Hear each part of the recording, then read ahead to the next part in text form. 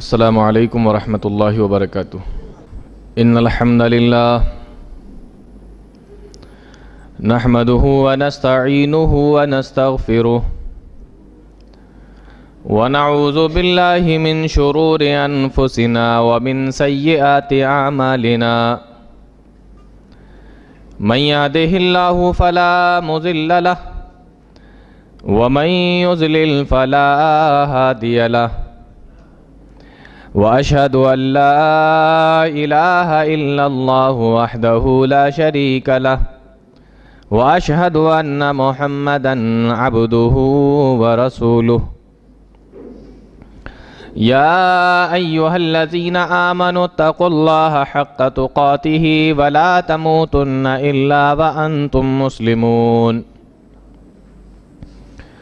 يا أيها الناس اتقوا ربكم الذي خلقكم من نفس واحدة وخلق منها زوجها وبث منهما رجالا كثيرا ونساء واتقوا الله الذي تساءلون به والأرحام إن الله كان عليكم رقيبا يا أيها الذين آمنوا اتقوا الله وقولوا قولا سديدا يصلح لكم أعمالكم ويغفر لكم ذنوبكم ومن يطع الله ورسوله فقد فاز فوزا عظيما أما بعد فإن خير الحديث كتاب الله وخير الهدي هدي محمد صلى الله عليه وسلم وشر الأمور محدثاتها وكل محدثة بدعة وكل بدعة ضلالة وكل ضلالة في النار أعوذ بالله السميع العليم من الشيطان الرجيم بسم الله الرحمن الرحيم لقد كان لكم في رسول الله أسوة حسنة۔ محترم سامعین، نوجوان ساتھیوں، پیارے بچوں اور پردہ نشین خواتین، آج جس موضوع کے تحت مجھے بات کرنی ہے، موضوع ہے اسلامی نکاح اور ہمارا معاشرہ۔ قرآن کریم کی ایک آیت کریمہ کا ایک بہت ہی مشہور ٹکڑا آپ لوگوں کے سامنے میں نے تلاوت کیا ہے۔ اللہ رب العالمین نے ارشاد فرمایا، لَقَدْ كَانَ لَكُمْ فِي رَسُولِ اللَّهِ أُسْوَةٌ حَسَنَةٌ۔ اللہ کے نبی صلی اللہ علیہ وسلم تمہارے لیے ایک بہترین اسوہ ہیں، آئیڈیل ہیں، ماڈل ہیں۔ آپ اپنی زندگی کو ان کو دیکھ کر بنا سکتے ہو، سنوار سکتے ہو۔ آپ کو کسی دوسرے آئیڈیل اور ماڈل کی ضرورت نہیں، کسی دوسرے کے اسوے کی ضرورت نہیں۔ اسوۃ حسنہ، آپ کی زندگی بہترین زندگی ہے، آپ کا اسوہ بہترین اسوہ ہے۔ جب ہم لوگوں کو یہ معلوم ہوا تو ہم لوگوں نے کیا کیا؟ زندگی گزارنے کے لیے اللہ کے نبی صلی اللہ علیہ وسلم کے طریقے دیکھے اور ان پر عمل کرنے کی کوشش کی، یہاں تک کہ ہم نے یہ دیکھا کہ اللہ کے نبی کھانا کیسے کھاتے تھے، اللہ کے نبی پانی کیسے پیتے تھے، نماز کیسے پڑھتے تھے، لوگوں کے ساتھ آپ کا سلوک کیسا تھا، اگر آپ نے کاروبار کیا ہے، بزنس کیا ہے تو وہ کس طریقے سے تھا۔ ہم نے اور آپ نے آپ کی زندگی کے تمام پہلوؤں پر اللہ کے نبی صلی اللہ علیہ وسلم کے طریقے کو دیکھا، یہاں تک کہ ہم لوگ آپس میں اس بات پر بھی لڑنے لگے کہ اللہ کے نبی صلی اللہ علیہ وسلم کی نماز کا طریقہ کون سا تھا، اور جو طریقہ صحیح ہے اسی طریقے پہ نماز پڑھی جائے۔ ایک ایک چیز کو ہم لوگوں نے فالو کرنے کی کوشش کی، ہر چیز کے اندر نبی کا طریقہ ڈھونڈتے ہیں، نہیں معلوم ہوتا ہے تو علماء سے پوچھتے ہیں، اماموں سے پوچھتے ہیں، اور اللہ کے نبی جناب محمد رسول اللہ صلی اللہ علیہ وسلم کی زندگی دیکھیے آپ. پیارے نبی نے بھی اپنی پوری زندگی کے اندر کوئی بھی چیز ایسی چھوڑی نہیں ہے جو بتا نہ دی ہو. پیدائش سے لے کر وفات تک، موت تک، اور اس کے بعد سے کی زندگی کی ہر چیز اللہ کے نبی صلی اللہ علیہ وسلم نے بتا دی. یہاں تک کہ استنجا کرنے کا طریقہ بھی بتا دیا کہ بیت الخلاء میں داخل ہو تو کس طریقے سے داخل ہو، بیٹھو تو کیسے بیٹھو، نکلو تو کیسے نکلو، جاؤ تو کیا پڑھ کے جاؤ، اور باہر آؤ تو کیا پڑھ کے آؤ. یہ چیز بھی اللہ کے نبی صلی اللہ علیہ وسلم نے بتا دی. کوئی چیز چھوڑی نہیں پیارے نبی نے جس کی ہمیں ضرورت پڑ سکتی تھی. اور ایسا نہیں ہے کہ اللہ کی نبی صلی اللہ علیہ وسلم نے وہ بتائی نہیں تو ہمیں پھر کسی دوسرے سے سننا پڑے گی، کسی دوسرے سے پوچھنا پڑے گا، اور کسی دوسرے دھرم اور کسی دوسرے مذہب والے سے پوچھنا پڑے گی، بھائی تھوڑی ہماری رہنمائی کرو، ہمارے دین کے اندر اس تعلق سے کچھ بیان نہیں کیا گیا ہے. ایسا کوئی بھی مسئلہ، ایسا کوئی بھی معاملہ قرآن و حدیث کے اندر ہے ہی نہیں جو انسان کو ضرورت ہو اور اللہ رب العالمین نے اس کا حل نہ بتا دیا ہو.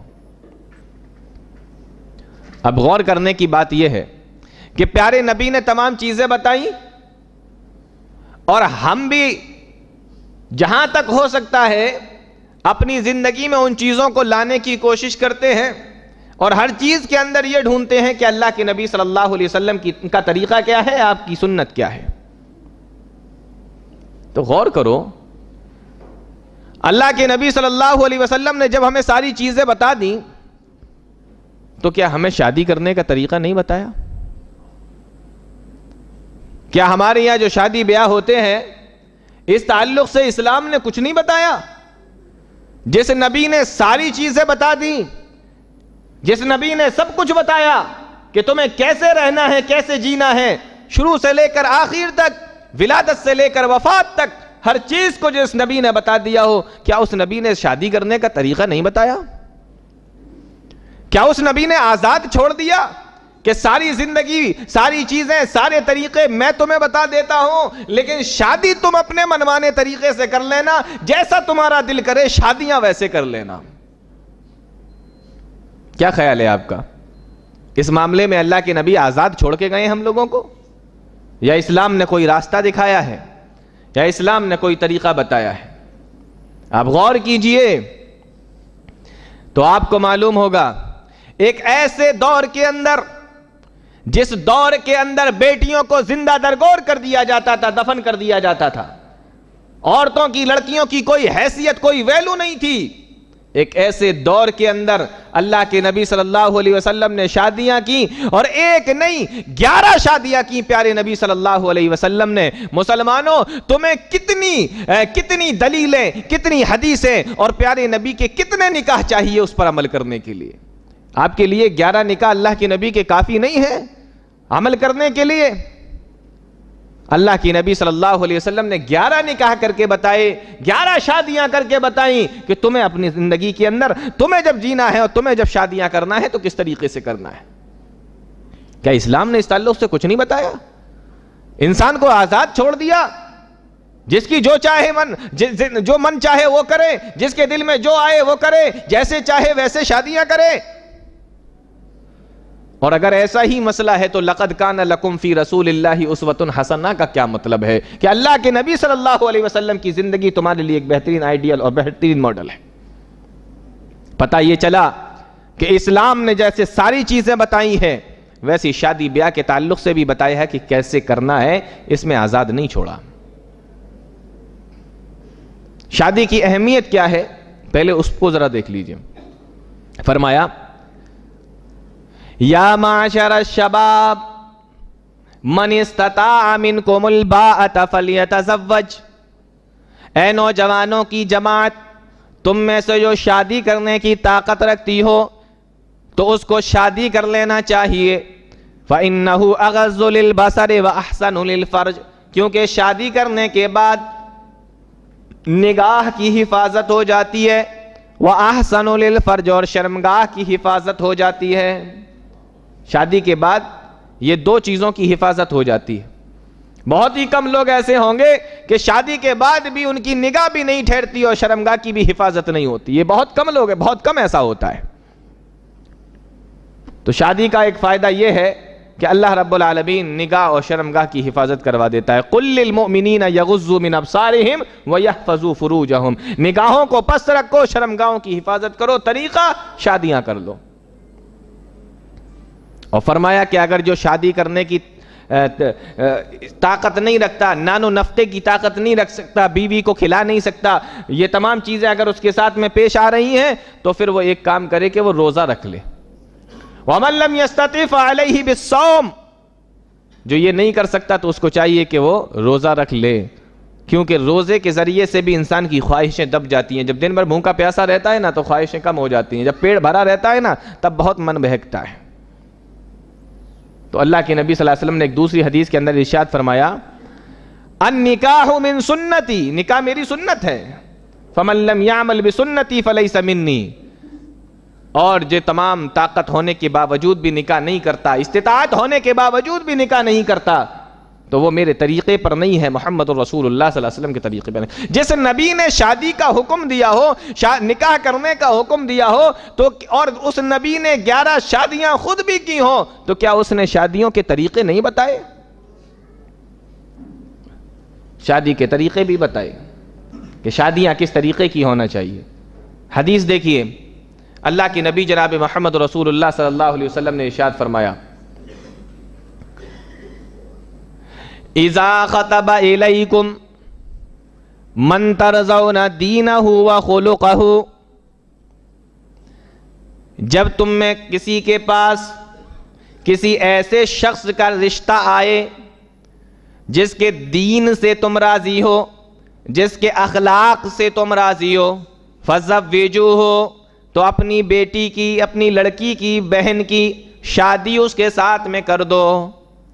2 شرطیں بتائیں اللہ کے نبی صلی اللہ علیہ وسلم نے. رشتہ آئے کسی لڑکے کا، 2 چیزیں دیکھ لو، دین سے دیندار ہے کہ نہیں، اور دوسری شرط اس کا اخلاق اچھا ہے کہ نہیں. یہ 2 چیزیں اس کی دیکھ لی جائیں. لیکن آج ہمارے یہاں دیکھیے لڑکی والوں کے بڑے دماغ خراب ہیں.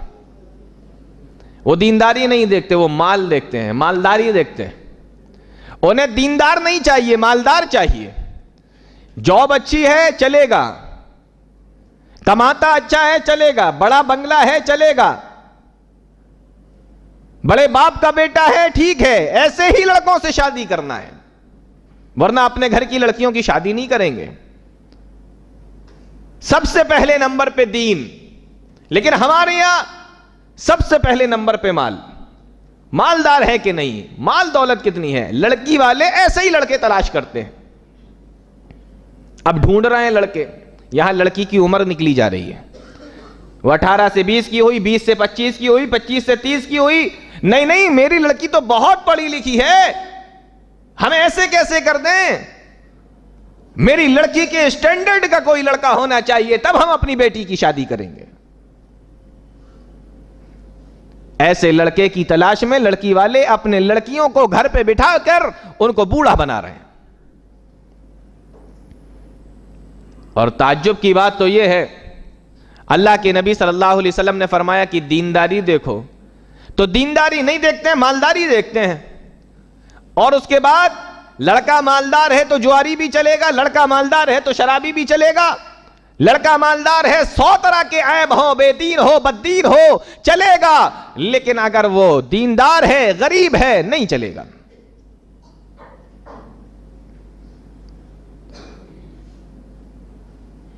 غریب نہیں چلے گا. آپ نے کیوں شادی نہیں کر رہے ہیں؟ لڑکا تو ٹھیک ہے ماشاءاللہ، دیندار ہے، شکل صورت کا بھی ٹھیک ہے، تھوڑا سا غریب ہی تو ہے، کیوں نہیں شادی کرتے آپ؟ نہیں وہ شادی، وہ غریب ہے لڑکا، میں نہیں کر سکتا. اس سے شادی کیوں کر دی؟ یہ تو ماں باپ کو گالیاں دیتا ہے، تو کیا گارنٹی ہے کہ آپ کی بیٹی کو نہیں پریشان کرے گا، آپ کی بیٹی کو گالیاں نہیں دے گا، آپ کی بیٹی کو نہیں مارے گا؟ یہ تو اپنے ماں باپ کو بھی نہیں چھوڑتا، یہ تو اتنا بڑا بددین ہے.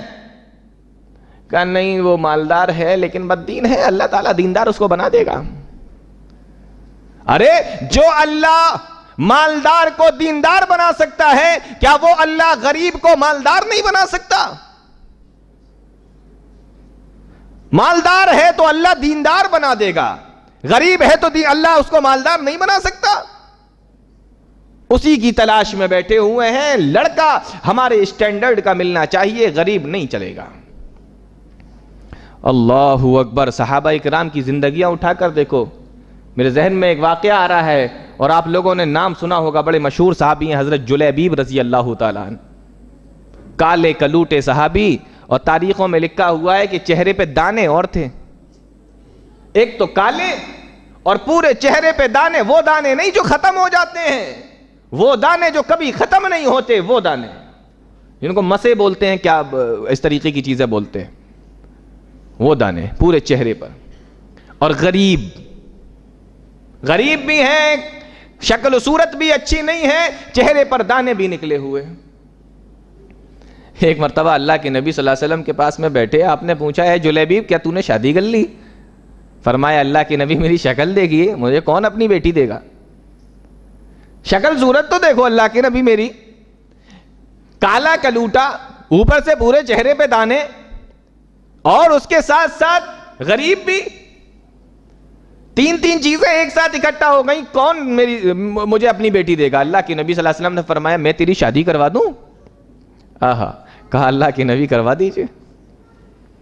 آپ نے فرمایا ایک کام کرو, مدینہ کے فلاں گھر میں چلے جاؤ, اور جا کے اس کا دروازہ کھٹکھٹانا, بولنا مجھے اللہ کے نبی نے بھیجا ہے, تم لوگوں کو سلام کہا ہے, اور کہا ہے کہ اللہ کے نبی آپ کی بیٹی کی شادی مجھ سے کرانا چاہتے ہیں.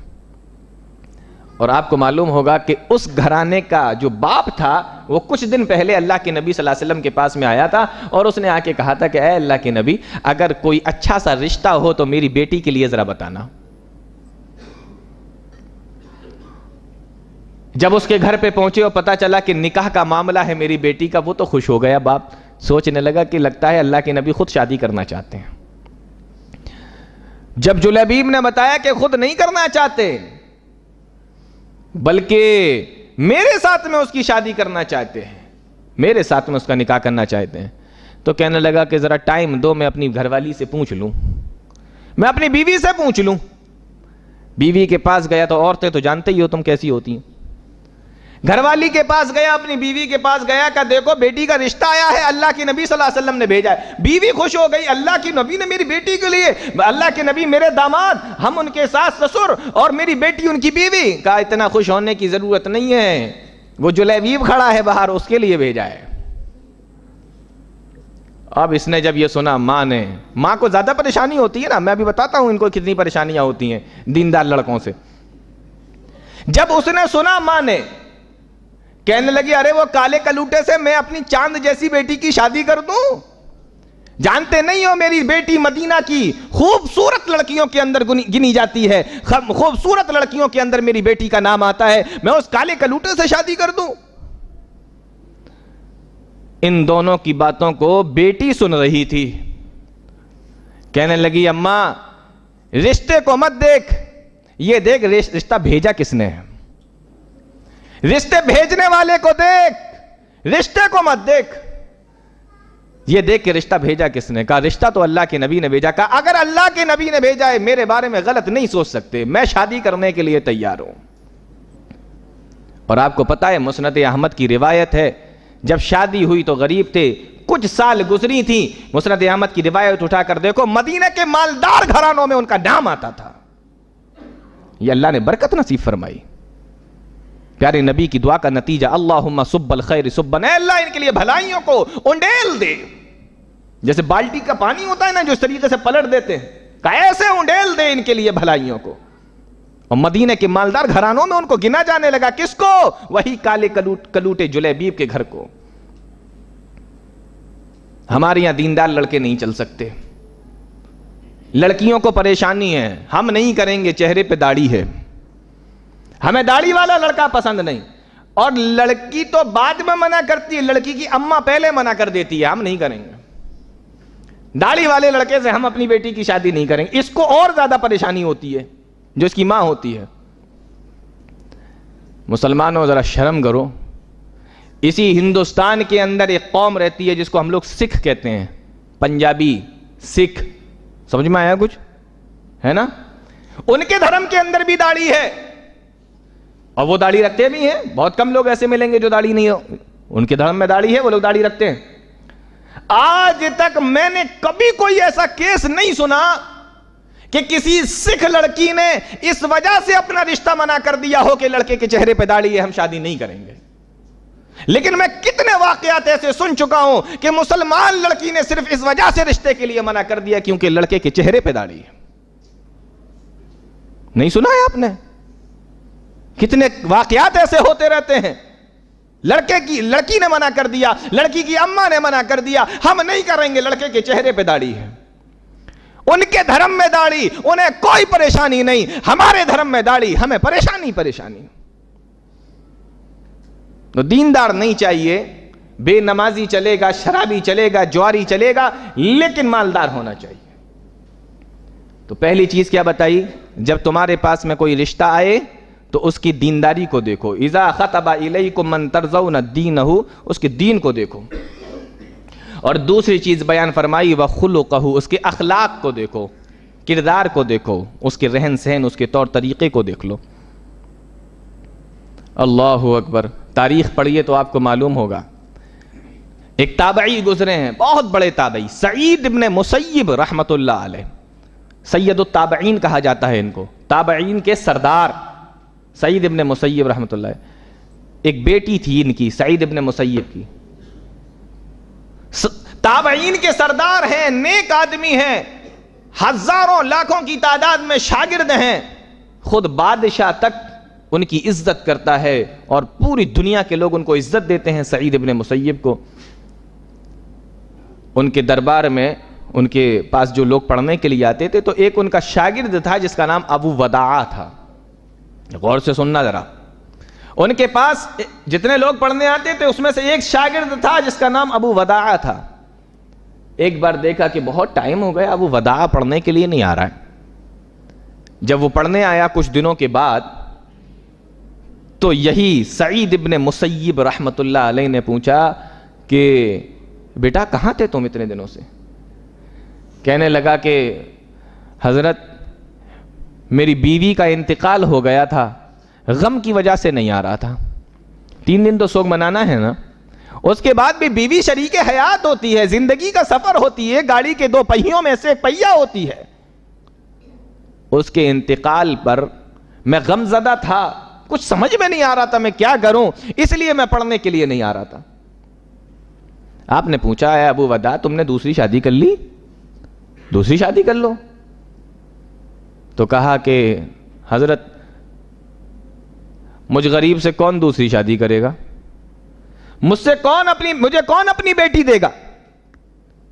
ایک تو غریب اور پہلی بھی مر چکی ہے، ختم ہو گئی. یہاں تو جس کی پہلی بیوی ختم ہو جائے نا لوگ طرح طرح کی باتیں کرتے ہیں، خود مار دیا ہوگا، علاج نہیں کرایا ہوگا، پتہ نہیں کیا کیا ہوگا.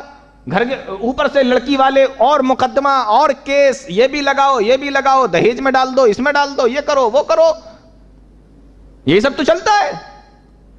تو کہا دوسری شادی کا، میرے ساتھ دوسری شادی کون کرے گا اپنی بیٹی کی؟ ایک تو ختم ہو چکی ہے اور میں غریب آدمی ہوں. اللہ اکبر. سنو، سعید ابن مسیب رحمت اللہ علیہ نے فرمایا اے ابو وداع کیا میں اپنی بیٹی کی شادی تیرے ساتھ میں کر دوں؟ میری بیٹی سے شادی کرے گا تو؟ سید التابعین سعید ابن مسیب رحمت اللہ علیہ میری بیٹی سے شادی کرے گا، کہہ رہے ہیں اس سے. اور بیٹی کون؟ وہ بیٹی جس کے رشتے کے لیے وقت کے بادشاہ نے اپنے بیٹے کا رشتہ بھجوایا تھا تو سعید ابن مسیب نے یہ کہہ کر انکار کر دیا تھا کہ تیرا بیٹا بددین ہے، میں تیرے بیٹے سے اپنی بیٹی کی شادی نہیں کر سکتا. اس دور کے بادشاہ نے پیغام بھجوایا تھا کہ اپنی بیٹی کی شادی میرے بیٹے کے ساتھ میں کر دو. تو یہ کہہ کر منع کر دیا کہ تیرا بیٹا بددین ہے، میں اپنی بیٹی کی شادی بددینوں سے نہیں کر سکتا. آج اس بیٹی کی شادی جس کے لیے رشتہ بادشاہ کا تھا تو ٹھکرا دیا تھا، آج کس کے ساتھ میں کر رہے ہیں؟ ایک دیندار شاگرد کے ساتھ جو غریب ہے لیکن دین اچھا ہے، اخلاق اچھا ہے، اور شادی کی سعید ابن مسیب رحمت اللہ علیہ نے. تو کیا چیز دیکھنا ہے؟ 2 چیز دیکھنا ہے. شادی کا طریقہ بتا رہا ہوں اسلام نے کیا دیا ہے. اذا خطب الیکم من ترضون دینہ وخلقہ، جب تمہارے پاس میں کسی ایسی لڑکے کا رشتہ تمہارے پاس میں آئے ایسے شخص کا رشتہ تمہارے پاس میں آئے جس کی دینداری سے، جس کے اخلاق سے تم راضی ہو، فزوجوہ، تو اپنی بیٹی کی، بہن کی، لڑکی کی شادی اس کے ساتھ میں کر دو. یہ طریقہ. ابھی تو سکے کا ایک پہلو ہوا. لڑکوں کو تو بڑا مزہ آ رہا ہوگا کہ میرے مطلب کی باتیں ہو رہی ہیں. ابھی تو نہیں، اب اس کو الٹ دیجئے، یہ سکے کا دوسرا پہلو لے آئیے. اب دو ہوتے نا پہلو، دو رخ ہوتے ہیں نا سکے کے. اب دوسرا پہلو دیکھ لیجئے. لڑکی والوں کے لیے تو یہ حکم ہے کہ لڑکا کیسا دیکھو، اور لڑکے والوں کے لیے کیا حکم ہے کہ لڑکی کیسی دیکھو. فرمایا اللہ کے نبی صلی اللہ علیہ وسلم نے، تنکح المرأۃ لأربع، لمالها ولجمالها ولحسبها ولدینها. اے لوگو، عورت سے 4 چیزوں کی وجہ سے شادی کی جاتی ہے. 4 چیزوں کی وجہ سے عورت سے شادی کی جاتی ہے. یا تو اس کی مالداری کو دیکھ کر شادی کی جاتی ہے، وَلِجَمَالِهَا، یا اس کی خوبصورتی کو دیکھ کر شادی کی جاتی ہے، وَلِحَسَبِهَا، یا اس کے خاندان کو دیکھ کر شادی کی جاتی ہے، وَلِدِينِهَا، اور یا اس کی دینداری کو دیکھ کر شادی کی جاتی ہے. اللہ کے نبی صلی اللہ علیہ وسلم نے ارشاد فرمایا، فَاظْفَرْ بِذَاتِ الدِّينِ، تو تم دیندار لڑکی کا انتخاب کرنا. وہاں بھی دین کی شرط، یہاں پر بھی دین کی شرط. 4 چیزیں بتائیں اللہ کے نبی صلی اللہ علیہ وسلم نے. شادی کی جاتی ہے 4 چیزوں کی وجہ سے، مال کی وجہ سے، جمال خوبصورتی کی وجہ سے، حسب و نسب کی وجہ سے، اور دینداری کی وجہ سے. اور ایک بات اور بتاؤں آپ کو، نبی کریم صلی اللہ علیہ وسلم سے پہلے 3 قومیں ایسی تھیں جو بڑی مشہور گزری ہیں. نمبر 1 یہودی، نمبر 2 عیسائی، اور نمبر 3 زمانہ جاہلیت کے لوگ. اب یہودیوں کا ذرا طریقہ دیکھو. یہودیوں کی یہاں جو بھی شادی ہوتی ہے وہ مالداری کی وجہ سے ہوتی ہے. یہودیوں کو مال بہت پسند ہے، مالداری دیکھ کر وہ اپنے بیٹے یا بیٹی کی شادی کرتے ہیں. مال و دولت ان کی نظر میں سب سے پہلے رہتا ہے. دوسرے نمبر پہ عیسائیوں کا ہے. یہ لوگ مالداری کو اتنی ترجیح نہیں دیتے، لیکن ان کی یہاں خوبصورتی کو زیادہ دیکھا جاتا ہے. خوبصورت ہے یا نہیں، خوبصورتی کو زیادہ ترجیح دیتے ہیں. اور تیسرے نمبر پہ عرب کے لوگ تھے جو خاندان کو دیکھا کرتے تھے، حسب و نسب کو دیکھا کرتے تھے. اللہ کے نبی صلی اللہ علیہ وسلم نے فرمایا، تم مالداری دیکھ کر یہودیوں کے طریقے پہ نہ چلے جانا، تم عیسائیوں کے طریقے پہ جا کر خوبصورتی کو نہ دیکھنے لگنا، تم زمانہ جاہلیت کے لوگوں کے طریقے پہ جا کے خاندان، حسب و نسب کو نہ دیکھنے لگنا. وَلِدِينِهَا، اگر تمہیں اپنے بیٹے کی شادی کرنا ہے تو دیندار لڑکی کا انتخاب کرنا، دیندار لڑکی چننا. معلوم ہوا مالداری دیکھ کے شادی کرنا مسلمانوں کا طریقہ نہیں، یہ یہودیوں کا طریقہ ہے. خوبصورتی دیکھ کر شادی کرنا مسلمانوں کا طریقہ نہیں، عیسائیوں کا طریقہ ہے. خاندان، منسٹر کی بیٹی ہے، ارے اس کے چچا منسٹر ہیں، منتری کی بیٹی ہے، بہت بڑے نیتا کے گھر کی ہے، خاندان دیکھ رہے ہیں، اس کے بھائی بہت ہیں، خاندان بڑا مضبوط ہے، بہت پیسے والے ہیں، گاؤں میں کوئی بول نہیں سکتا ان کے سامنے، اتنا دبدبا ہے. شادی کر لیتے ہیں، پیٹھ مضبوط ہو جائے گی ہماری بھی، ہم سے بھی کوئی نہیں بولا کرے گا، بڑے گھر کے داماد کہلائیں گے ہم. شادی کرنے اللہ کے نبی صلی اللہ علیہ وسلم نے 3 چیزوں کو منع کر دیا کہ تمہیں نہ مال دیکھنا ہے، نہ تمہیں جمال دیکھنا ہے، نہ تمہیں خاندان دیکھنا ہے، تمہیں اگر دیکھنا ہے تو دینداری دیکھنا ہے. تو دینداری دیکھو.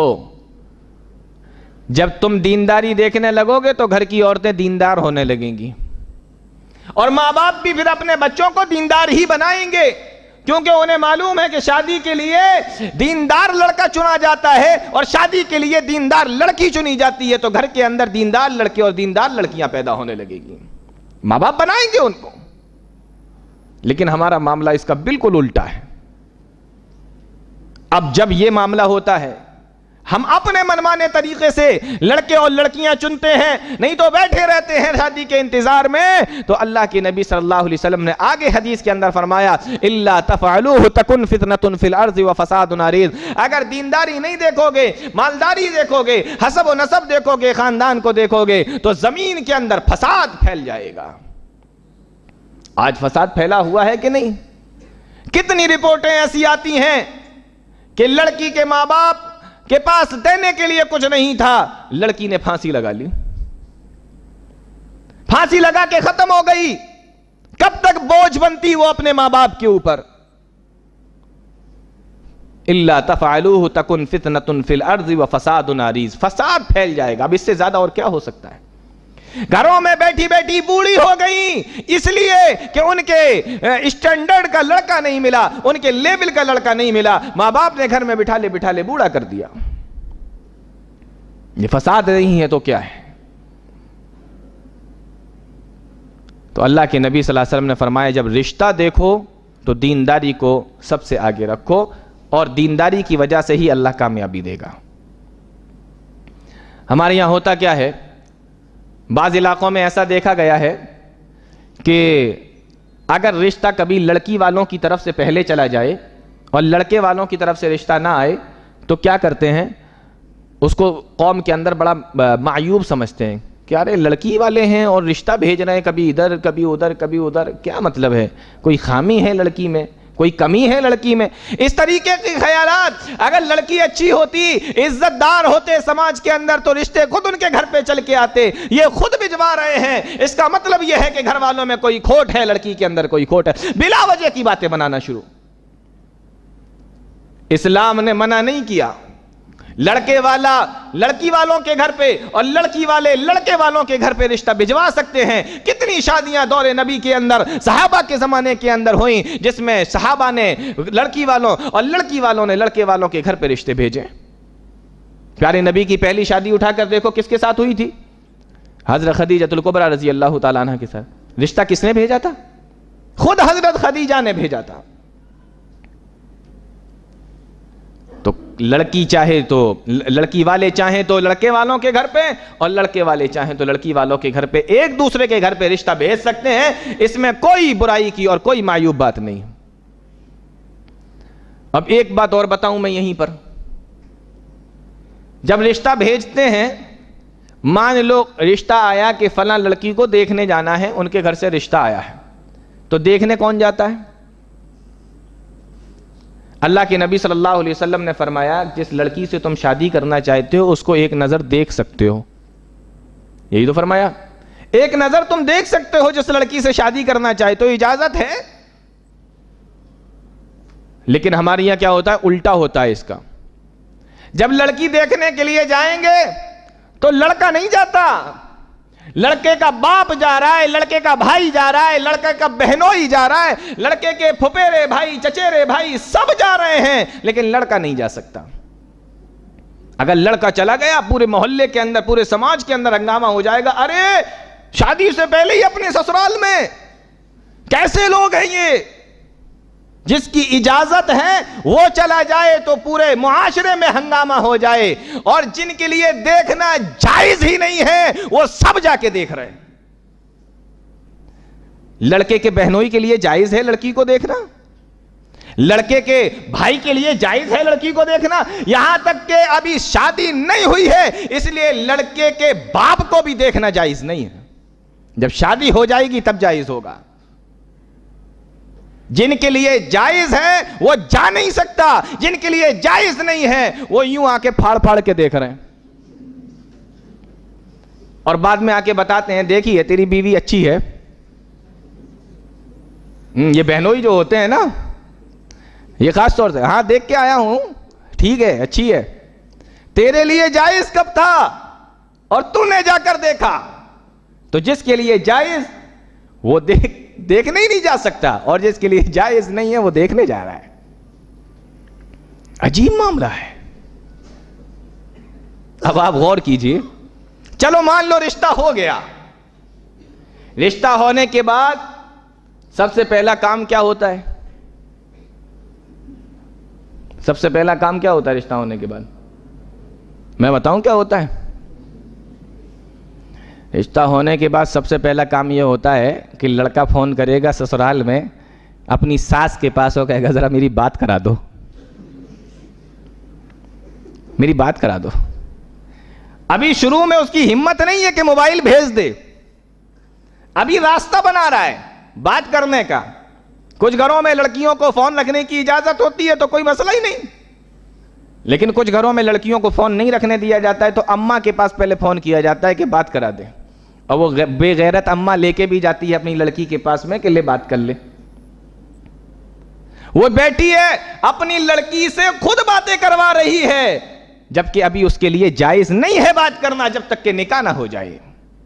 ایک نظر دیکھنا جائز تھا، اس کا مطلب یہ نہیں کہ آپ فون کے اوپر گھنٹوں گزار دو اور فون پہ باتیں کرو، جائز ہی نہیں۔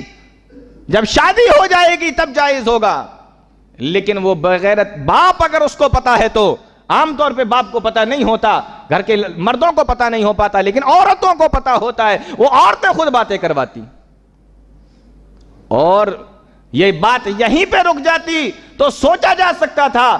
اس سے بھی زیادہ حد تو یہ ہوتی ہے کہ وہ ہونے والا داماد یا ہونے والا شوہر جو ابھی بنا نہیں ہے، شوہر ہوا نہیں، داماد ہوا نہیں ہے اس گھر کا، وہ اپنی ہونے والی بیوی سے بھی باتیں کر رہا ہے اور اس کی چھوٹی بہن سے بھی باتیں کر رہا ہے۔ نہیں ہوتا؟ سالیوں سے ہوتی ہے کہ نہیں باتیں؟ اگر آپ کا نکاح اس گھر میں ہو بھی جائے تب بھی شریعت کے اندر جائز نہیں ہے کہ سالیوں سے باتیں کرو۔ یہ رشتہ ہوتے ہی ساتھ ہمارے یہاں ہونے لگتا ہے۔ اور ایک چیز رشتے کے اندر جو دیکھنا چاہیے وہ تو ہم لوگ دیکھتے نہیں، جو دیکھنا نہیں چاہیے اس کے اوپر نظر گڑا کے رکھتے ہیں۔ کون سی چیز؟ فرمایا کہ جب رشتہ کرنے لگو اپنے بیٹے یا بیٹی کا، لڑکے یا لڑکی کا، کیا کرنا ہے؟ وَلَا تَنْكِحُ الْمُشْرِكَاتِ حَتَّى يُؤْمِنْ، تم اپنے مردوں کا، یا یوں کہہ لیجئے کہ مردوں کو چاہیے، لڑکوں کو چاہیے کہ وہ مشرکہ عورت سے نکاح نہ کریں۔ مشرکہ عورت سے نکاح نہیں کر سکتے۔ اور مومن عورتوں کو، مومنہ عورتوں کو چاہیے کہ وہ مشرک مردوں سے نکاح نہ کریں۔ یعنی کہ رشتے میں یہ چیز دیکھنا ہے کہ یہ جو رشتہ آیا ہے، یہ سامنے جو لڑکا ہے یہ مشرک تو نہیں ہے، یا جس کے لیے رشتہ آیا ہے، جس لڑکی کا رشتہ آیا ہے، یہ مشرکہ تو نہیں ہے۔ مشرک مرد اور مشرک عورت سے شادی کرنے کے لیے قرآن کے اندر منع کیا گیا۔ ہم یہ نہیں دیکھتے۔ بعض دفعہ تو ایسا دیکھا گیا بہت سارے لوگوں کو کہ انہوں نے کیا کیا، اپنی لڑکی تو نہیں دی لیکن ان کی لڑکی لے لی۔ بھائی لڑکی دینا منع ہے، لڑکی لینا بھی تو منع ہے۔ لڑکی لے لی ان سے۔ آپ نے کہا کہ مولوی صاحب پہنچ گئے محلے کے، مسجد کے، بھائی آپ نے ایسا کیا۔ ہاں وہ سدھار لیں گے، بنا لیں گے، اس کو اپنی طرح بنا لیں گے، کوئی مسئلہ نہیں ہے۔ سدھر جاتے ہیں، سدھر جاتے ہیں۔ کتنی مرتبہ ایسا دیکھا گیا کہ وہ آئی اور آنے کے بعد اس نے لڑکے کو خود اپنا لٹو بنا لیا، لڑکا خود پیچھے پیچھے گھوم رہا ہے اس کے۔ عام طور پہ ایسے کیس دیکھنے میں آتے ہیں کہ لڑکی تمہاری طرف نہ آ کے تم کو اپنے جیسا بنا لیتی۔ اللہ رب العالمین نے یہ کشش رکھی ہے عورتوں کے اندر۔ اللہ کے نبی صلی اللہ علیہ وسلم نے ایک حدیث کے اندر فرمایا کہ دین اور عقل کے اعتبار سے کمزور تو ہوتی ہیں، لیکن جب یہ اپنی پہ آتی ہیں نا تو یہ بڑے بڑے عقل مند کو بھی بے وقوف بنا دیتی ہیں۔ تو یہ چیز دیکھنا ہے، لیکن ہم یہ نہیں دیکھتے۔ جب رشتہ آتا ہے تو سب سے پہلے کیا دیکھتے ہیں؟ ہماری ذات اور برادری کی ہے کہ نہیں۔ ہم تو بھائی شیخ ہیں تو شیخ ہے کہ نہیں، ہم تو سید ہیں تو سید ہے کہ نہیں، ہم پٹھان ہیں تو وہ پٹھان ہے کہ نہیں۔ ساری چیزیں بعد میں ہوں گی، سب سے پہلے یہ بتاؤ کہ جس لڑکے کا، جس لڑکی کا رشتہ آیا وہ ہماری ذات اور ہماری برادری کی ہے کہ نہیں، یہ دیکھتے ہیں، جس کی اسلام میں کوئی گنجائش ہی نہیں، کوئی تصور نہیں اسلام کے اندر ذات اور برادری کا۔ مسلمان ہے دیندار ہے, مشرک نہیں ہے, اخلاق اچھا ہے, کسی بھی قوم کا ہو, کسی بھی ذات کا ہو, کسی بھی برادری کا ہو, شادی کر ڈالو. اللہ کے نبی صلی اللہ علیہ وسلم کی طرف سے حکم ہے. جو دیکھنے کی چیز تھی وہ تو دیکھی نہیں, جو دیکھنے کی چیز نہیں ہے اس میں ناک سے ناک ملا رہے ہیں کہ شیخ ہے تو شیخ سے, پٹھان ہے تو پٹھان سے, سید ہے تو سید سے, مرزا ہے تو مرزا سے, اور انصاری ہے تو انصاری سے. ہم لوگوں نے شادیوں کو کیا بنا ڈالا؟ یہی حکم تھا اسلام کا شادیوں کے بارے میں. آپ غور کرو, اللہ کے نبی صلی اللہ علیہ وسلم نے اور اسلام نے شادیوں کو کتنا آسان بنایا تھا. بخاری کی روایت ہے, اللہ کے نبی صلی اللہ علیہ وسلم کے پاس میں ایک عورت آئی, صحابہ کرام کا مجمع لگا ہوا ہے, ایک عورت آئی اور اللہ کے نبی صلی اللہ علیہ وسلم سے آ کر کہنے لگی, اے اللہ کے نبی, میں اپنے آپ کو آپ کے لیے ہبہ کرتی ہوں, آپ چاہیں تو مجھ سے نکاح کر لیں, میں آپ کے لیے اپنے آپ کو ہبہ کرتی ہوں. مطلب میں آپ سے شادی کرنا چاہتی ہوں, آپ اگر مجھ سے شادی کرنا چاہتے ہیں تو کر لیں, میں اپنے آپ کو آپ کے اوپر پیش کر رہی ہوں. مطلب خود اپنا رشتہ لے کر اللہ کے نبی کے پاس آئی. حدیث کے اندر آتا ہے, اللہ کے نبی صلی اللہ علیہ وسلم نے اس کو ایک نظر دیکھا اور دیکھنے کے بعد میں آپ خاموش ہو گئے. وہ عورت تھوڑی دیر تک کھڑی رہی. جب صحابہ کرام نے دیکھا اللہ کے نبی صلی اللہ علیہ وسلم خاموش ہیں, کوئی جواب نہیں دیا, ایک صحابی رسول اٹھ کر کھڑے ہو گئے, کہنے لگے, اللہ کے نبی, اگر آپ اس سے شادی نہیں کرنا چاہتے ہیں تو میری شادی کروا دیجئے, میں تیار ہوں شادی کرنے کے لیے, میری شادی کروا دو. اللہ کے نبی صلی اللہ علیہ وسلم نے اس صحابی سے پوچھا کہ تیرے لیے مہر میں دینے کے لیے کیا ہے, تیرے پاس مہر میں دینے کے لیے کیا ہے؟ تو شادی کرنا چاہتا ہے, تیرے پاس کچھ ہے مہر میں دینے کے لیے؟ مسلمانوں, اس عورت سے نہیں پوچھا تو شادی کرنے آئی ہے, دہیج ہے گھر میں, کیا ہے تیرے پاس جو تم مجھ سے شادی کرنے آئی ہے, یا میں تیرا نکاح اس آدمی سے, اس صحابی سے کرا دوں, کچھ ہے تیرے پاس دہیج میں دینے کے لیے, جہیز میں دینے کے لیے کچھ رکھا ہے گھر میں؟ اس سے نہیں پوچھا. پوچھا بھی تو کس سے؟ لڑکے سے پوچھا کہ تو کیا دے گا یہ بتا. کہا اللہ کے نبی میرے پاس میں تو کچھ نہیں ہے. کہا کچھ نہیں ہے تو گھر پہ جا کے ڈھونڈ, جو ملے وہ لے کے آ. صحابی رسول گئے اور تھوڑی دیر کے بعد میں واپس آ گئے, کہنے لگے اللہ کے نبی کچھ نہیں ہے, میرے پاس کچھ بھی نہیں. آپ نے کیا فرمایا؟ آپ نے فرمایا ایک بار اور جا, اگر لوہے کی انگوٹھی بھی تجھے اپنے گھر میں نظر آ جائے تو وہی لے کے چلے آ. یہ صحابی رسول دوبارہ سے گئے, پورا گھر چھانا, نہیں ملا, نہیں نکلا کچھ, خالی ہاتھ لوٹ کے واپس آ گئے. کہنے لگے اللہ کے نبی گھر میں تو کچھ بھی نہیں ہے. آپ نے فرمایا تجھے قرآن کی صورتیں یاد ہیں؟ کہا اللہ کے نبی ہاں مجھے یاد ہے. اب آپ نے عورت سے پوچھا کہ یہ بتا, اگر میں تیرا نکاح اس صحابی کے ساتھ میں کر دوں اور مہر میں قرآن کی صورتیں رکھ دوں کہ یہ تجھے مہر کے بجائے قرآن کی یہ صورتیں یاد کرا دے گا, تو بتا تو راضی ہے, نکاح کرنے کے لیے تیار ہے؟ عورت نے کہا اللہ کے نبی مجھ سے زیادہ خوش نصیب کون ہوگا جس کے مہر میں قرآن کی صورتوں کو رکھ دیا جائے, اور نکاح پڑھانے والے آپ ہوں. کہا میں راضی ہوں. اللہ کے نبی صلی اللہ علیہ وسلم نے دونوں کا نکاح پڑھا دیا, دونوں میاں بیوی بن گئے. اور کہا صحابی رسول سے تو مہر کے بدلے میں یہ صورتیں اپنی اس بیوی کو یاد کرا دینا. پیارے نبی صلی اللہ علیہ وسلم نے عورت سے نہیں پوچھا کہ تیرے پاس میں دینے کے لیے کیا ہے, تیرے پاس میں دینے کو کیا ہے. آج ہمارے یہاں دیکھیے جہیز کی پوری ڈیمانڈ ہوتی ہے, پورے نام بتائے جاتے ہیں, 2 لاکھ کا صوفہ, 3 لاکھ کا بیڈ, یہ سامان وہ سامان, تمام سامان لے کے آئے گی. اور لڑکے کا باپ وہ لڑکے سے بھی زیادہ لالچی ہوتا ہے. اگر بہت سارا سامان لے کے لڑکی آ جائے تو جانتے ہو کیا کہتا ہے؟ اپنے لیے لائی ہے, میرے لیے کیا لائی؟ اپنے لیے لائی ہے, لائی تو اپنے لیے لائی, میرا کیا؟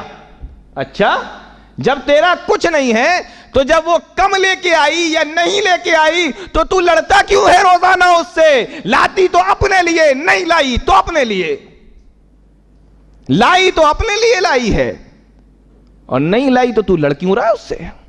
تو پریشان کیوں کر رہا ہے اس کو؟ ستا کیوں رہا ہے اس کو؟ اس کا مطلب یہ ہے کہ تیرے دل کے اندر چور بیٹھا ہوا ہے۔ آج پوری ڈیمانڈیں کی جا رہی ہیں۔ جہیز جانتے ہو عربی زبان کا لفظ ہے، اسی جہیز سے تجہیز اور تکفین بنا ہے۔ جہیز کے لفظ سے تجہیز و تکفین بنا ہے۔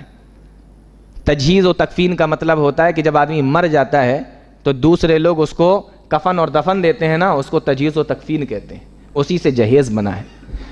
معلوم یہ ہوا کہ دوسروں کی مدد اور تجہیز و تکفین جب ملتا ہے جب آدمی مردہ ہو جائے اور اس میں خود کچھ کرنے کی طاقت نہ ہو، اس وقت تجہیز و تکفین کو تیار کیا جاتا ہے، اسی سے جہیز بنا ہے۔ اب مجھے یہ بتاؤ جہیز لینے والوں، تم مردہ ہو یا تمہارے اندر کرنے کی کوئی طاقت نہیں ہے، نہیں کما سکتے تم، اور اوپر سے بتا دیا جاتا ہے دیکھو ہمارے 200 باراتی آئیں گے، 200 باراتی آئیں گے، ذرا اچھے سے دیکھ بھال کر لینا، 4 طریقے کا مرغا، 2 طریقے کا بکرا، 2 طریقے کی مچھلی، بریانی بھی اچھی والی، مٹھائی بھی اچھی والی۔ ہمارے گھر کی عورتیں تھوڑا اسپائسی کھاتی ہیں تو ذرا چٹپٹا بھی ہونا چاہیے، یہ ڈیمانڈ جا رہی ہے۔ اور یہ باراتی، یہ بارات میں جاتے ہیں، وہ صاحب تیار ہو کے شادی میں پہنچے، تیار ہو کے بارات میں پہنچے، ان کے بھی روب الگ ہی ہوتے ہیں۔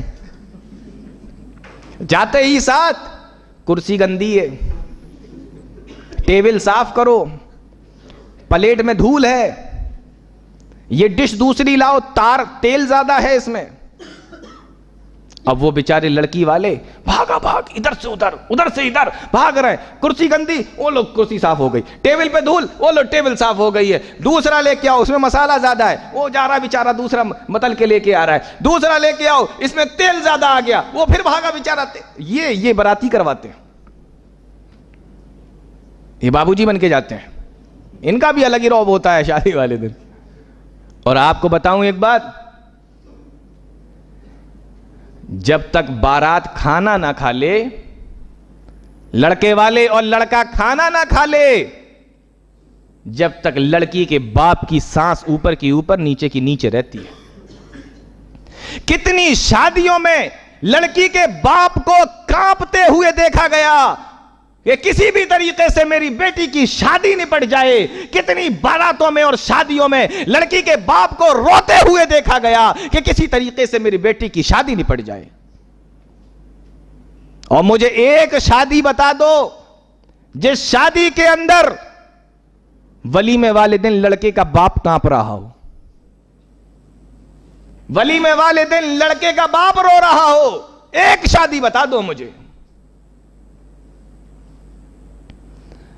بیچارے ڈرتے رہتے ہیں کہیں کچھ ہو نہ جائے، اور براتیوں کا تو ایک الگ ہی ماجرا ہوتا ہے، کہیں ایسا نہ ہو کہ دولہا بھڑک جائے، کچھ کمی رہ جائے، کہیں دولہا نہ بھڑک جائے، لڑکا نہ بھڑک، اور لڑکا دولہا غصہ ہو یا نہ ہو، بھڑکے یا نہ بھڑکے، دولہے کا بہنوئی ضرور بھڑک جاتا ہے۔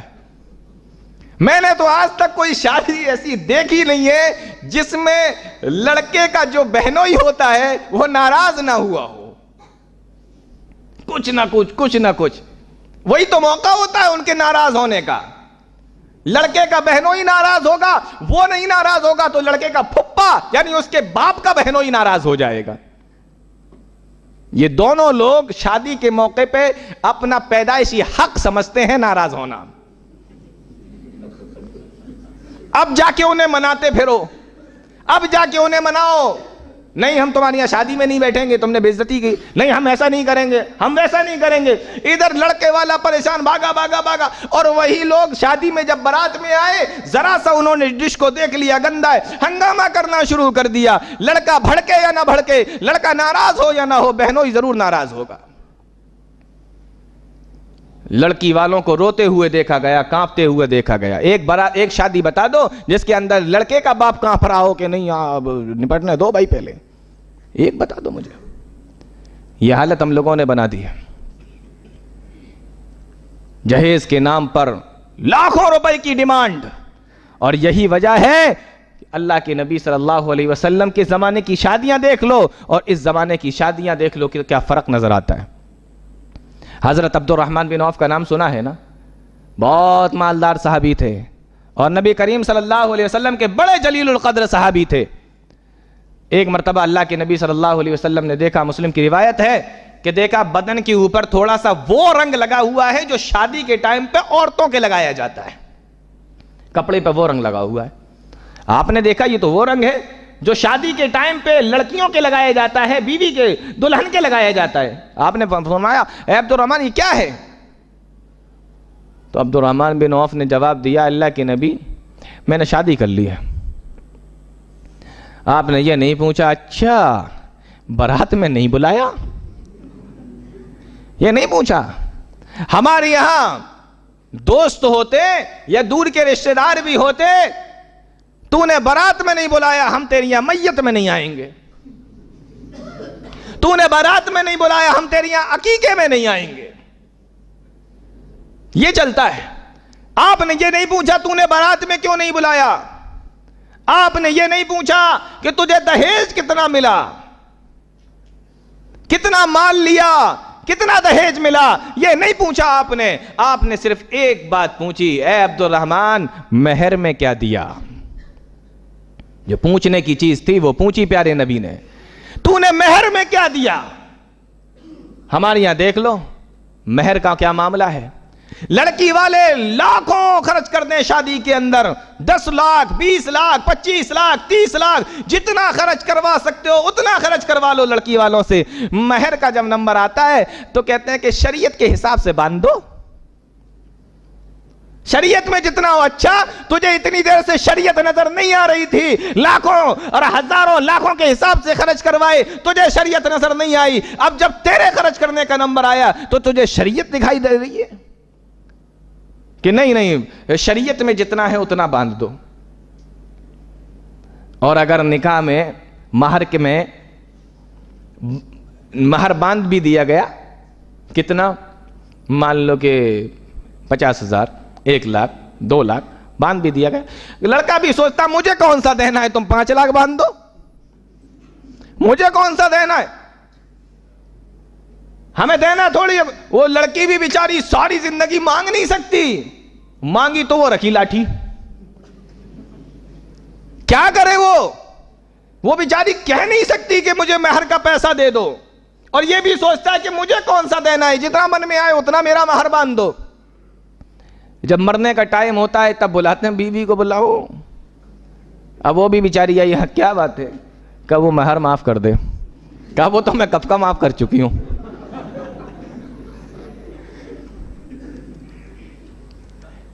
شادی میں حکم ہے لڑکی والوں کو مہر دو,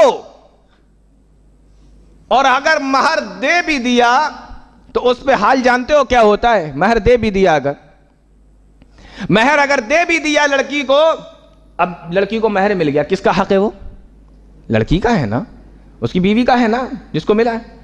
اچھا اس کا حق, اور اس کی اتنی ہمت کہ وہ اپنے اس مہر کو, اس سونے کو, اس پیسے کو اپنے ماں باپ کے گھر پہ رکھ کے آ جائے, اتنی ہمت اس کی. وہ لڑائیاں چلتی ہیں, وہ جنگیں چلتی ہیں گھر کے اندر کہ تو وہ پیسہ اپنے مائکے میں رکھ کے کیوں آئی, اپنے گھر پہ رکھ کے کیوں آئی. اس کا حق ہے وہ کہیں بھی رکھ کے آئے, تجھے کیا پریشانی ہے. وہ اپنی ماں کو دے دے, باپ کو دے دے, بھائی کو دے دے, یا تجھے واپس کر دے, اس کا حق ہے وہ جو چاہے کرے. تو مہر کا مسئلہ یہ ہے کہ اس کا حق ہے, حق سمجھ کے دے بھی دے رہے ہیں, لیکن وہ خرچ کرے گی تو اسی سے پوچھ کے کرے گی, اپنی مرضی سے کر بھی نہیں سکتی. یہ مہر کا مسئلہ ہے. آج بھی کتنے ایسے واقعات ہیں, عرب کنٹریز میں چلے جائیے, عرب ملکوں کے اندر چلے جائیے, شوہر نے اتنا مہر دیا کہ بیوی نے مہر کے پیسوں سے اپنے لیے غریب ملکوں کے اندر مسجدیں بنوا دیں تاکہ ہمارے جانے کے بعد ثواب ملتا رہے۔ آج ہم نے مہر کے نام پہ ایک کھیل بنا لیا ہے، پہلے تو دیتے نہیں اور دیتے بھی ہیں تو اس میں وہ کچھ کر نہیں سکتی، اجارہ داری اور سب کچھ حقوق انہی کے ہوں گے۔ اور بہت سارے تو بے غیرت اس طریقے کے ہوتے ہیں، ان سے کہو کہ آپ نے دہیج کیوں لیا تو جواب میں کیا کہتے ہیں جانتے ہو؟ اللہ کے نبی صلی اللہ علیہ وسلم نے بھی تو اپنی بیٹی فاطمہ کو دہیج دیا تھا، پیارے نبی نے بھی تو اپنی بیٹی فاطمہ کو جہیز دیا تھا۔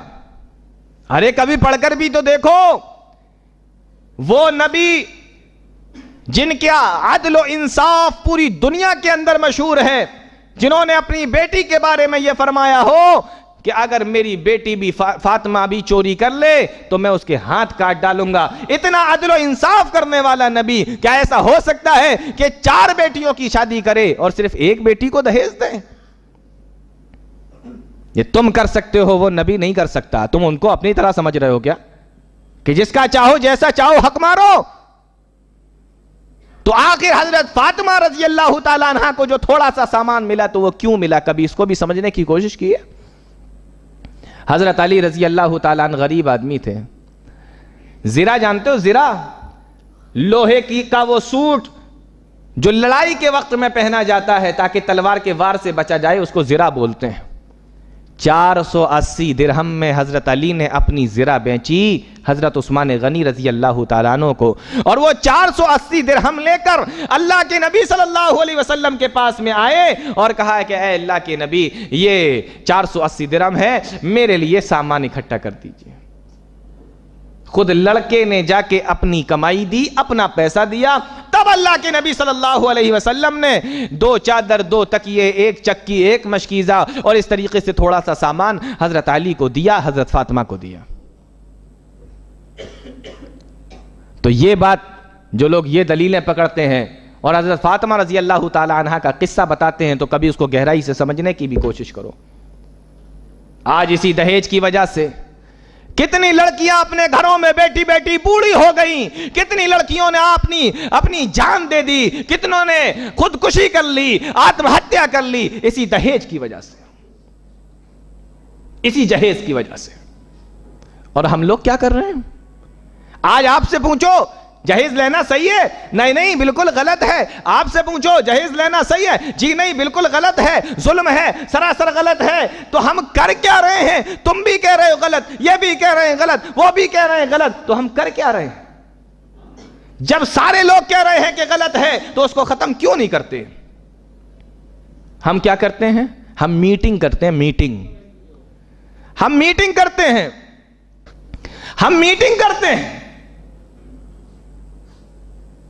میٹنگ کر لو، محلے کے سارے لوگ آ گئے، کیا ہو رہا ہے؟ جہیز کے خلاف میٹنگ ہو رہی ہے۔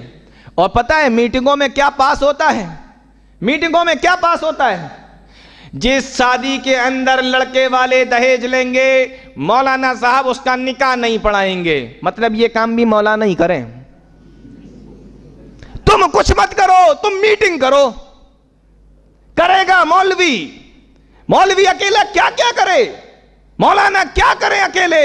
جس کے شادی میں اسٹینڈنگ کھانا ہو، کھڑے ہو کے کھانا ہو، مولوی اس کے شادی میں کھانا کھانے نہیں جائیں۔ جس کی یہاں جہیز لیا جائے، مولوی اس کی شادی میں نکاح پڑھانے نہیں جائیں۔ جس کی یہاں برتھ ڈے منائی جائے، مولوی اس کے گھر کے اندر نہیں جائیں۔ وہ اکیلا مولوی کس سے دشمنی لیتا پھرے؟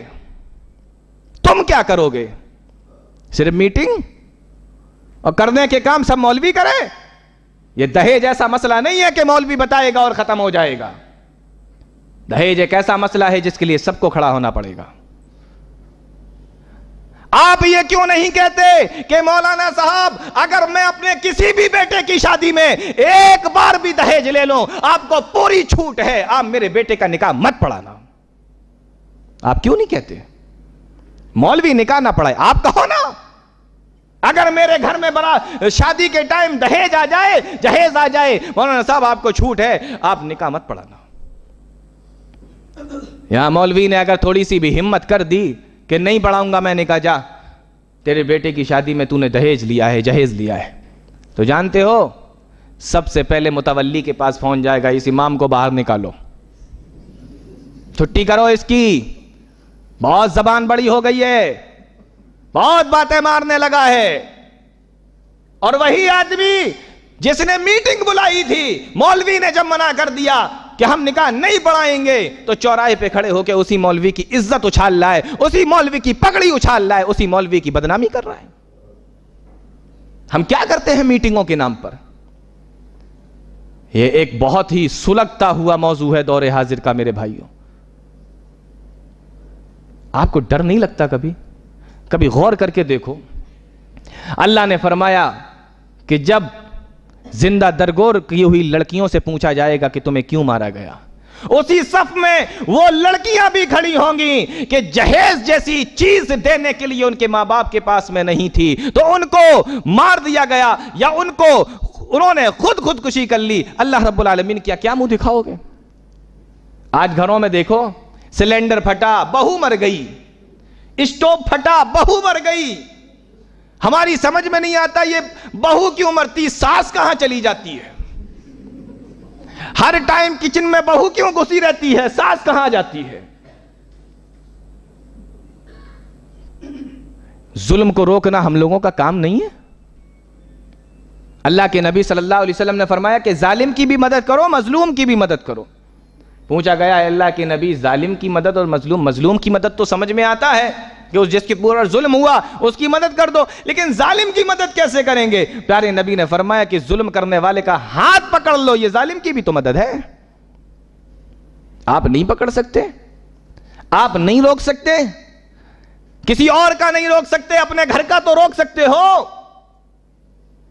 پیارے نبی نے فرمایا من رأى منکم منکرا فلیغیرہ بیدہ فإن لم یستطع فبلسانہ فإن لم یستطع فبقلبہ۔ جب برائی ہوتے ہوئے دیکھو تو پہلے تو اس کو ہاتھ سے روکو، زبان سے روکو، ہاتھ سے روکو، یہ بھی نہیں کر سکتے تو کم سے کم اپنے دل میں تو اس کو برا جانو۔ دل میں برا جاننے کا مطلب یہ ہے کہ سامنے والا جو برائی کر رہا ہے تم اس برائی کو نہ کرو۔ یہ مطلب نہیں ہے آپ نے ایک بار تو کہہ دیا یہ غلط کام ہے، کر آپ بھی وہی رہے ہیں، یہ مطلب نہیں ہے کہ دل سے برا جاننے کا۔ تو میرے بھائیو، آج ہم نے شادیوں کو کیا سے کیا بنا ڈالا، اور اس شادی کی وجہ سے کتنی لڑکیوں کی شادی آج نہیں ہو رہی، اس دہیج کی وجہ سے کتنی لڑکیوں کی شادیاں رکی ہوئی ہیں، کتنوں نے اپنی جان دے دی، کتنوں نے خودکشی کر لی، کتنی اپنی سسرال کے اندر مار دی گئی ہیں صرف اسی دہیج کی وجہ سے۔ ہندوستان کا ایک بہت بڑا شاعر گزرا ہے، نام سنا ہوگا آپ لوگوں نے، میر تقی میر جس کا نام تھا، ہندوستان کا بہت بڑا شاعر۔ ایک بیٹی تھی گھر میں، جب بھی رشتہ آتا اتنی لمبی لسٹ آتی دہیج کے سامان کی، جہیز میں یہ تمام چیزیں چاہیے، یہ تمام ڈیمانڈ پوری، یہ لسٹ آتی۔ آخر پریشان ہو گئی کہ کوئی تو ایک ایسا رشتہ آ جائے جس کو صرف میری بیٹی چاہیے ہو، سامان نہیں چاہیے ہو۔ جب دیکھ لیا کہ بیٹی کی عمر نکلتی جا رہی ہے، بغیر اس کے کام چلے گا نہیں، ایک جگہ رشتہ طے کر دیا۔ اور لوگ سوچتے تھے کہ میر تقی میر ہے، ہندوستان کا اتنا بڑا شاعر ہے اور اکیلی بیٹی ہے، دولت تو ملے گی ہی ملے گی۔ ایک جگہ رشتہ کر دیا، دہیج کی لسٹ آ گئی کہ یہ سامان چاہیے، دینے کے لیے کچھ بھی نہیں ہے۔ ایک ساہوکار کے پاس میں گئے جس گھر کے اندر رہتے تھے، اس گھر کا سودا کر دیا، کہا کہ مجھے اتنی مہلت دے دو کہ میں اپنی بیٹی کی شادی کر لوں، اس کے بعد گھر چھوڑ کے چلا جاؤں گا، اس کا پیسہ مجھے دے دیجئے۔ ساہوکار نے مکان کے کاغذ لے لیے، پیسہ دے دیا، مہلت دے دی، سارا سامان اکٹھا کیا، اور سامان اکٹھا کرنے کے بعد بیٹی کی شادی کر دی۔ پہلی رات میں کسی نے بیٹی سے بتایا کہ بیٹی تیرے باپ نے تیرا گھر تو بسا دیا لیکن اپنا گھر اجاڑ لیا۔ بیٹی کہنے لگی کیا ہوا؟ کہا تجھے نہیں پتا تیرے باپ نے تیری شادی کی خاطر اور اس تیرے لالچی سسرال والوں کی مانگوں کو پورا کرنے کی خاطر اپنے گھر کو بیچ دیا ہے، تب جا کے یہ سامان دیا ہے۔ لڑکی اکیلی تھی، بڑی محبت کرتی تھی اپنے باپ سے۔ جب یہ سنا تو برداشت نہیں کر پائی، پہلی ہی رات میں انتقال ہو گیا، دل کا دورہ پڑا اور مر گئی۔ میر تقی میر کو پتا چلا کہ بیٹی ختم ہو گئی ہے، آئے اور کفن کی چادر کو اس کے منہ پہ سے ہٹایا اور اس کو دیکھا اور اپنی زندگی کا آخری شعر کہا کہ اب آیا ہے خیال اے جانے جاں اس نامرادی میں، کفن دینا تجھے بھولے تھے اسباب شادی میں۔ بس یہی چیز کی کمی رہ گئی تھی۔ آج کس چیز کی کمی ہے؟ کون سی چیز ہے جو لڑکے والوں کی طرف سے ڈیمانڈ نہیں کی جاتی؟ ہر چیز چاہیے، ہر چیز چاہیے، کفن کی ڈیمانڈ نہیں کرتے۔ بس وہی ایک چیز رہ جاتی ہے جو دہیز میں جہیز میں نہیں دیا جاتا، ورنہ مجھے بتا دو گھر کا کون سا ایسا سامان ہے جو جہیز میں نہیں لیا جاتا۔ ہم نے شادیوں کو کیا بنا ڈالا، اور اس پر بھی ہر چیز میں اللہ کے نبی کا طریقہ ڈھونڈ رہے ہیں۔ پیر ملانا ہے تو نبی کا طریقہ ڈھونڈ رہے ہیں، زور سے آمین بولنا ہے تو نبی کا طریقہ ڈھونڈ، یہ سنتیں دکھائی دیتی ہیں، یہ طریقے دکھائی دیتے ہیں، شادیوں کے اندر نبی کے طریقے کیوں نہیں دکھتے؟ اور نہیں، شادی تو سال میں یا زندگی میں ایک بار ہوتی ہے، اس میں تو مجھے اپنی منمانی کر لینے دو۔ کبھی غور کیا آپ نے؟ نکاح کے وقت میں ایک خطبہ پڑھا جاتا ہے نا، ایک خطبہ پڑھا جاتا ہے اور خطبے کے اندر 3 آیتیں پڑھی جاتی ہیں۔ غور کرو ذرا، خطبے کے اندر 3 آیتیں پڑھی جاتی ہیں۔ پہلی آیت یا ایھا الذین آمنوا اتقوا اللہ حق تقاتہ ولا تموتن الا وانتم مسلمون، اے ایمان والو اللہ سے ڈرو جیسا کہ اس سے ڈرنے کا حق ہے، تمہیں موت نہ آئے مگر مسلمان کی حالت میں۔ دوسری آیت یا ایھا الناس اتقوا ربکم الذی خلقکم من نفس واحدہ، اے ایمان والو اللہ سے ڈرو، اپنے رب سے ڈرو جس نے تمہیں ایک مرد اور عورت سے پیدا کیا اور اس کے بعد تمہاری ذریت اور تمہارے نسل کو بڑھا دیا۔ تیسری آیت یا ایھا الذین آمنوا اتقوا اللہ وقولوا قولا سدیدا، اے ایمان والو اللہ سے ڈرو اور سچی باتیں کہا کرو۔ کبھی غور کیا آپ نے کہ نکاح جیسے ماحول میں، شادی جیسے ماحول میں، خوشی کے ماحول میں بھی جو نکاح کے اندر خطبہ پڑھا جاتا ہے، اس میں جو آیتیں پڑھی جاتی ہیں 3 آیتیں، اور تینوں میں اللہ سے ڈرنے کا ذکر کیا جا رہا ہے۔ آخر کیوں 3 آیتیں اور تینوں میں اللہ سے ڈرایا جا رہا ہے؟ معلوم یہ ہوا کہ نکاح جیسی خوشی کے موقع پر بھی آپ اپنی منمانی نہیں کر سکتے، اتنے خوشی کے ماحول میں بھی منمانی نہیں کر سکتے۔ ایک مرتبہ اللہ کے نبی صلی اللہ علیہ وسلم پہنچے، شادی کا ماحول تھا، چھوٹی چھوٹی بچیاں نعت پڑھ رہی تھیں اللہ کے نبی صلی اللہ علیہ وسلم کی شان میں۔ آپ کو جب آتے ہوئے دیکھا تو ایک اس میں سے کہنے لگی کہ وفینا نبی یعلم ما فی غد، اب ہمارے درمیان میں ایسے نبی آ گئے ہیں جو کل کیا ہونے والا ہے اس کو بھی جانتے ہیں۔ پیارے نبی نے سنا، فرمایا دعی ھذہ وقولی بالذی کنت تقولین، جو تو پہلے پڑھ رہی تھی وہ پڑھ، اور جو تو یہ کہہ رہی ہے اس کو چھوڑ دے۔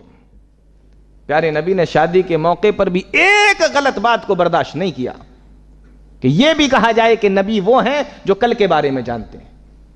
اور تینوں آیتوں کے اندر اللہ سے ڈرنے کا حکم دیا جا رہا ہے۔ آخر ہم نے اپنی شادیوں کو کیا بنا دیا؟ دہیز کی، جہیز کی بڑی بڑی ڈیمانڈیں، اور اس پر بڑی بڑی شادیاں، کئی طریقے کے پکوان، سینکڑوں باراتی، لاکھوں کا خرچہ، اور سب کا سب لڑکی والوں کے اوپر۔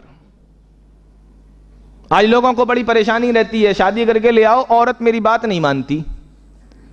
اللہ نے تو ہمیں حاکم بنایا ہے، لیکن عورت ہمارے اوپر حاکمہ بنی پڑی ہے، ہماری بات نہیں مانتی۔ تمہاری بات مانے گی کیسے؟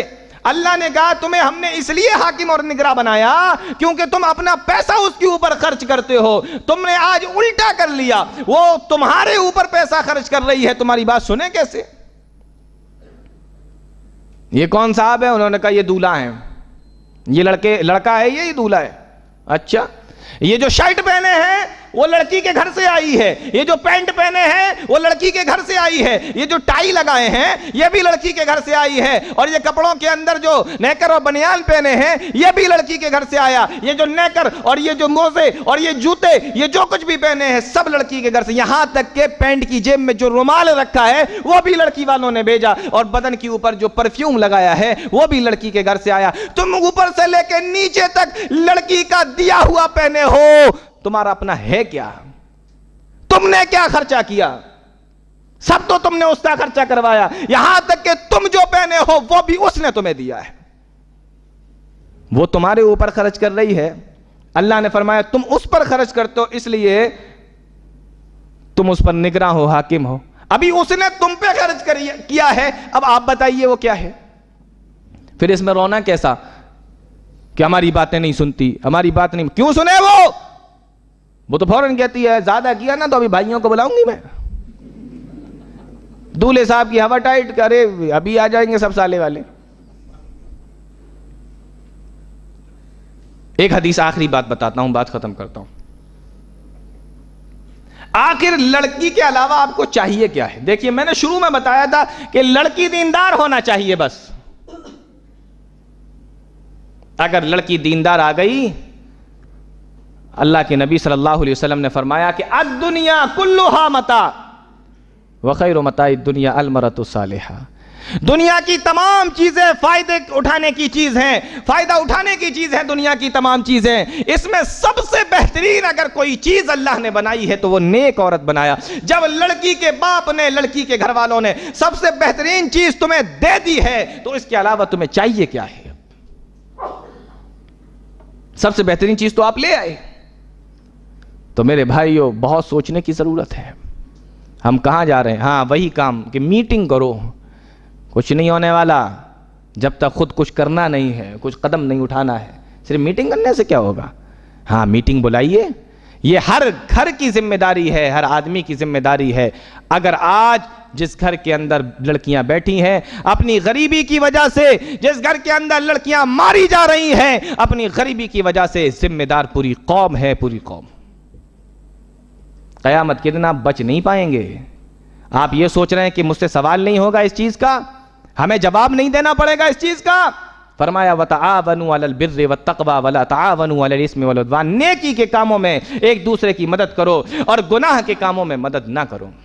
آپ بارات میں شامل ہو کے گناہ کر رہے ہیں، آپ اس کی شادی میں جا کے اس نے دہیج لیا، اس کی شادی میں جا کے شریک ہو رہے ہیں، آپ گناہ کر رہے ہیں، گناہ کے کاموں کو آگے بڑھا رہے ہیں، ان کی حوصلہ افزائی ہو رہی ہے، ہمتیں کھل رہی ہیں۔ اللہ کے نبی صلی اللہ علیہ وسلم نے فرمایا تھا کہ شادی کو، نکاح کو اتنا آسان کر دو کہ زنا مشکل ہو جائے۔ آج ہم نے شادیوں کو اتنا مشکل کر دیا کہ زنا آسان ہو گیا۔ آج ہم کیا کر رہے ہیں، کس طرف جا رہے ہیں؟ تو میں بتا یہ رہا تھا کہ اللہ کے نبی صلی اللہ علیہ وسلم نے ہمیں ہر چیز بتائی ہے، اور ہم ہر چیز میں اللہ کے نبی صلی اللہ علیہ وسلم کا طریقہ ڈھونڈتے ہیں، تو شادی بیاہ کے موقع پر کم سے کم ان چیزوں کا تو دھیان رکھنا چاہیے، اور ان چیزوں میں بھی اللہ کے نبی صلی اللہ علیہ وسلم کے طریقے پر عمل کرنا چاہیے۔ اللہ تعالی ہم تمام لوگوں کو نیک عمل کی توفیق دے، قرآن و حدیث کو سمجھنے کی، اس پہ چلنے کی توفیق عطا فرمائے۔ آمین، تقبل یا رب العالمین، وآخر دعوانا الحمد للہ رب العالمین۔